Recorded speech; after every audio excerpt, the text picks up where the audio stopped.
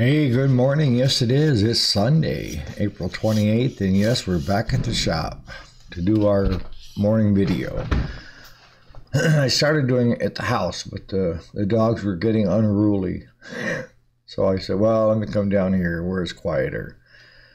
So what I thought we'd talk about today is how sometimes when you go to do something, something happens that totally changes it, and you can't let that affect the rest of your day or what's going on with you.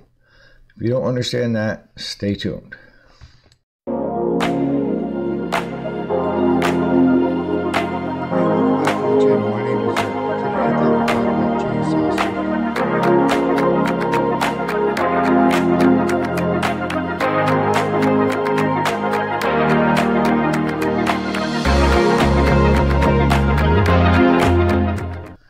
Alright, so welcome back. My name is Eric, if you didn't already know that. And we do the weekday show Monday through Friday.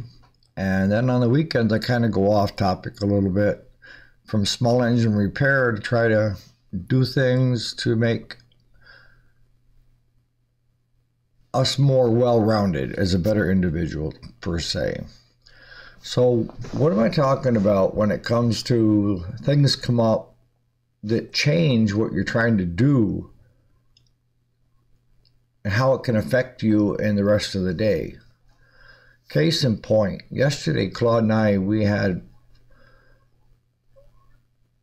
were going to an auction, farm auction, and I had not been able to deliver one lawnmower on Friday, and we had somebody call us Friday afternoon, left a message on the answering machine that her lawnmower was making a clunking noise when she engaged the deck, and we had just serviced that for her. So mad dash me, I got here yesterday morning a little after 6, got the lawnmower loaded, got that delivered, and went over and checked the gal's lawnmower. There was a little vibration, but I thought, well, it's got to be more that it's been sitting and it just needs to get everything worked up. But I told her to go ahead and mow her yard. It wasn't anything that seriously was going to bother, and she couldn't hurt anything. And if it was still making that vibration, then I would pick it up tomorrow, which is Monday. I still was able to do that all before headed for the auction. So at the auction, I was going because they had a skid steer there that they were selling that was non-running unit that I thought if Claude and I could get it running, we could make some money on it. They had some high flotation tires and rims that would fit some of my wagons. And they had another bale wagon that I was interested in. But as the day would be, Claude and I were there, and within the first hour, I get a call from my neighbor. And he said, are your cows loose? I said, not that I know of. Why? He said, well, my wife's flower bed has got cow tracks all over the place, and the cows have eaten the top of the plants, her flowers. So I looked at Claude and I said, what are we doing? He said, well, we're here. We might as well, if you're interested in something, there's no sense in leaving. But the more it weighed on me, my neighbors are more important to me of having a good relationship than buying something at an auction. So I told Claude, I said, let's go, and see if we can't round up the misfits, is what I call them. And the misfits are last year's calves, and their mothers have got new calves, so mom isn't so attentive to them because she's spending most of her time with her newborn. So that means the misfits get together and then they start raising Cain. And raising Cain is if they can find a weak link in the fence, they're out.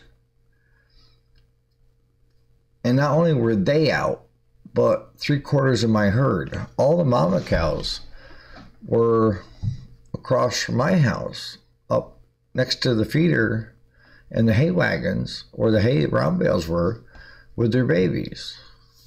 The juvenile delinquents and the ones that have yet to calve were over there on the neighbor's property. So we did a mad dash of putting up a new fence, a paddock, a smaller area to hold them for last night. And it took Claude and I from noon till almost 4 to get that fence built. It's an electric fence, energized, and get all of our animals back. See, the intent yesterday, my focus was the auction, right? But it kind of threw a snafu because I was trying to rush around and get the rider back to that customer, checking on the other customer's machine, and then only being at the auction for about an hour and being called away from that. You have to decide what's more important. You know, if you can't define your day by just the cows out, okay? I mean, it's easy to do. You can get bummed out. Like today, I have to go make amends with my neighbor's wife and explain to her that I'm sorry and see if I can't make her whole by buying flowers to go in her garden, her flower bed, to make her whole again. That's the right thing to do, right? So in life, we get thrown curveballs. And yesterday I found myself by 4 o'clock in a funk of where it's just like, I can't deal with this anymore. And the reality is, yes, you can. It's just you're exhausted and, you know, the animals got out and ruined your whole day, right? You can't look at it that way. You know, am I going to make some changes? Yeah, I'm going to take... And my herd has gotten to be pretty good sized. Actually, more than what I really want to manage. And right now the prices are up, so they kind of helped me make a decision last night, and I still feel it's a good decision this morning, and that is get rid of some of the excess animals. Some of these pain in the asses, as well as some of the cows that lost their calves or didn't get bred back. Right now, prices are high, and there's no better time to thin a herd than it is right now. So that's the game plan, if I can get people together for this coming Thursday, of rounding up everything but my mama cows and their babies. So that would leave me around 10 mamas, 10 babies, and then I'm going to keep 3 other cows that are bred that are due to freshen at any time on the farm. Everything else is going.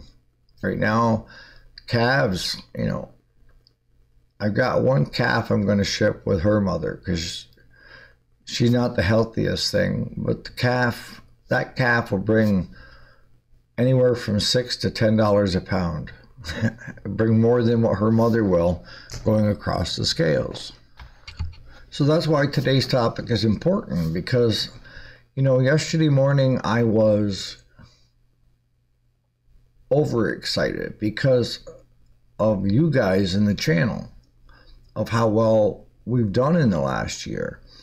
And then to think that, well, I got those 2 customers taken care of that I wanted to get done on Friday, but I didn't have the time. But I still was able to do that and leave time to pick Claude up to go to the auction. Now, I can let what happened from noon to 4 define me, or I can look at the big picture. And the big picture is things happen, you know, and when they happen, you can't let it overtake you to where you feel like, you know, you're at wit's end. Because when you're not thinking correctly, when you're exhausted, you know, or feel like you're over bombarded, the tendency to make the correct decision usually doesn't come forth, right? So, I mean, if you've listened to me before, you know that I believe in God. So I put everything up to God last night. I said, look, I'm going to get a good night's sleep and then take on whatever this morning brings, right? And this morning brings will refresh me. I got a good night's sleep. Cows got out. Let me make amends to my neighbors this morning. Let me see if I can't get and play some help for Thursday to get rid of some of the animals because it's time. I've carried them longer than I should have. And the prices are right. You know, they're up. But I got a lot done yesterday. And that's what I have to look at is my accomplishments. And not let one day or one afternoon define me or define how I should feel. We have setbacks. We all do. We all have the cows getting out and causing a snafu in our plans for the rest of the day, right? But it's easy to stew about it most of the night, not get a good night's sleep, and then stew about it the following day, and then make decisions that you later regret because you weren't thinking correctly. Is why I thought today would be a good day to discuss that, you know, of your cows being out.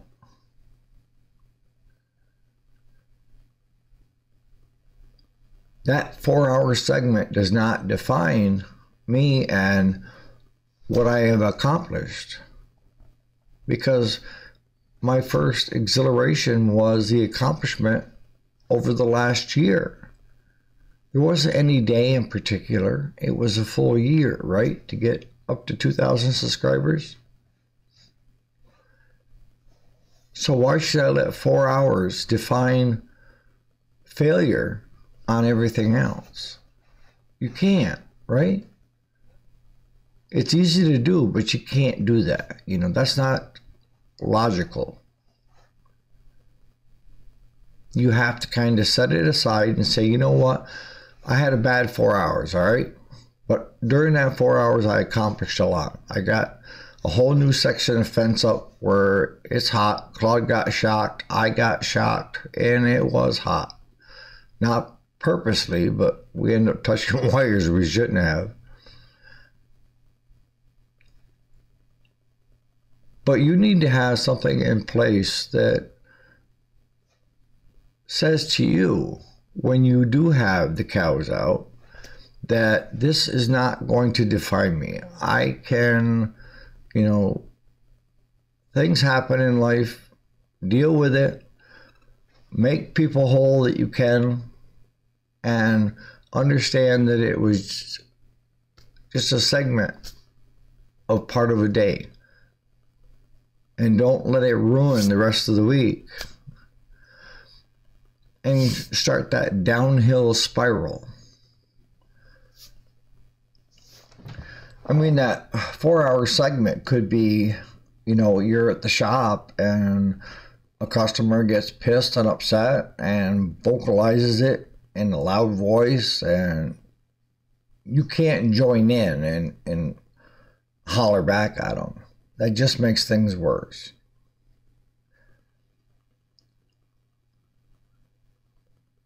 But if you let that define your business, that one customer, and a lot of times when I've seen customers go off, it's not anything to do with what we're doing or what we did. It's just the customers having a terrible day. And they're allowing their things going on in their life to define them to go down that rabbit's hole, right? So that's your cows getting out. That could be a customer that's very upset and thinks you did shoddy work or this or that. Or if something was repaired and it came back for the reason that it got sent out and have to do over, that can't define your business. Or if you and your partner, your wife, have a fight. We all fight at times. We argue. It's just a small segment. Make amends and move forward. Put it behind you. And that's how that comes from time, experience, and wisdom.